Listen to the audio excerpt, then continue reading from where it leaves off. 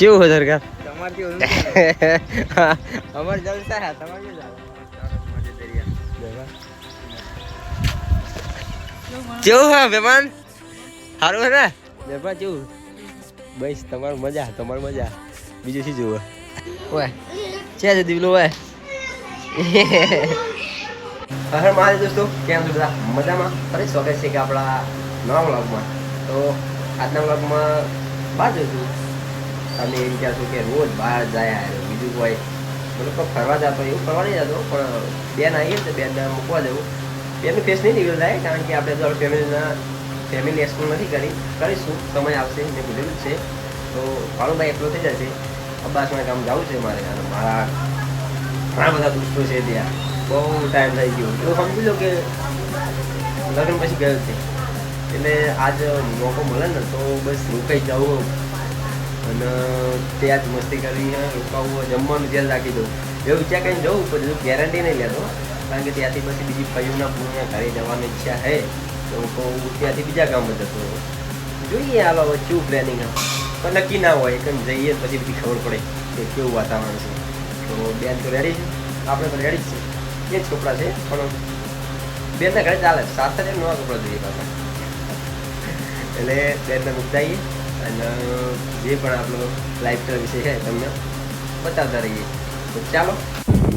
તો દોસ્તો આપણે નીકળી ગયા આપણા ભણુભાર બેન ને તળે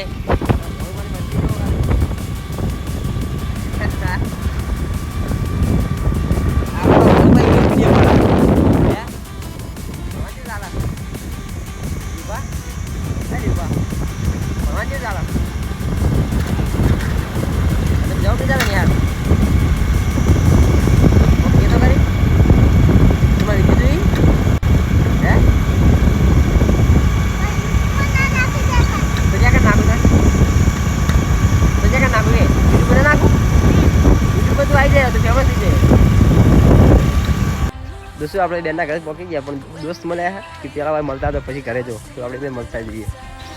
કેવું હોય સરકાર તમાર કેવું અમાર જલસા હે તમાર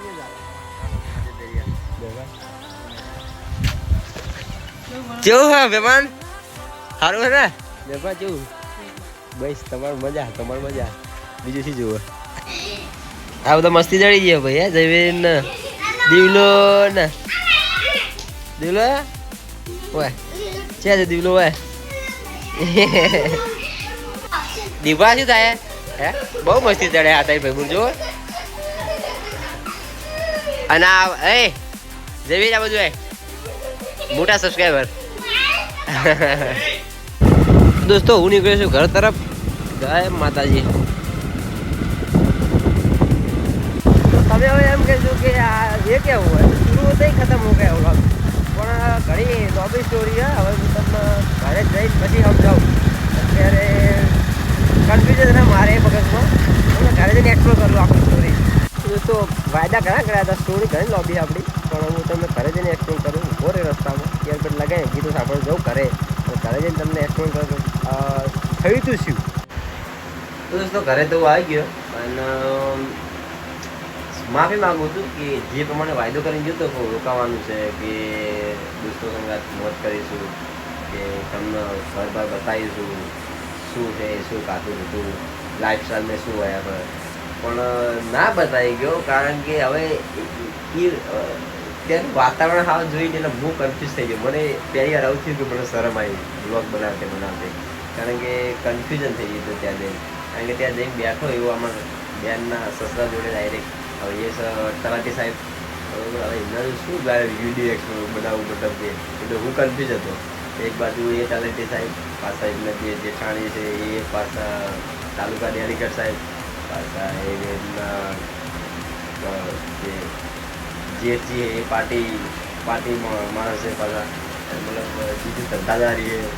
બીજું સંગાત તો ગમે નહીં વાતચીત કરીએ મસ્તી કરીએ પણ આવું બધું હતું પછી એમના બીજા એક જે હતા એ કંઈક છે કંઈક સરકારી નોકરી એટલે મતલબ એટલા બધા એજ્યુકેશન લોકો વચ્ચે બેસીને હું કન્ફ્યુઝ થઈ ગયો કે મારો મોબાઈલ કાઢું કે ના કાઢું ત્યારે દોસ્તો હવે આપણો બ્લોગ પાસે એ પણ જોવે જ છે ડેલિગેટ સાહેબને અને એમનો જે આપણો મોટો ભાણેજ હતો એ તો આપણા ડેલી બ્લોગ જોવે કે મમ્મી તમારો બ્લોગ જોવું